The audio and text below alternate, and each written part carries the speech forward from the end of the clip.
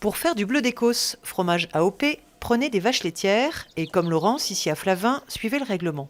Voilà, la plus jeune là-bas, elle est derrière. C'est Mirabelle. Après 15 ans de réflexion, le nouveau cahier des charges, très strict, s'applique désormais chez les producteurs concernés. Pas d'OGM dans la mangeoire et 120 jours de pâturage obligatoires. Bien évidemment, on ne va pas les sortir que 120 jours.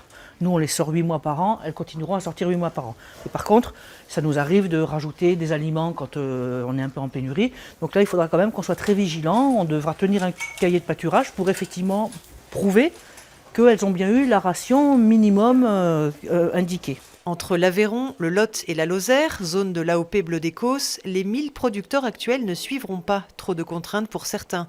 Pour Laurence et Christian, l'effort à faire est moindre. Les nouvelles directives pourraient même renforcer la valeur qualitative de ce fromage. Une chance pour ce persillé né dans l'ombre du Roquefort et dont le volume de production a été divisé par 2 en 15 ans. À mon avis, le bleu d'Écosse n'a jamais su prendre sa place, peut-être parce qu'il manque de personnes pour le défendre. Mais effectivement, depuis que les producteurs ont pris les choses en main, on se rend compte quand même qu'il y a un véritable engouement. Et bon, on espère que que la mayonnaise va prendre et qu'enfin, on va pouvoir redonner toute sa place au bleu d'Écosse.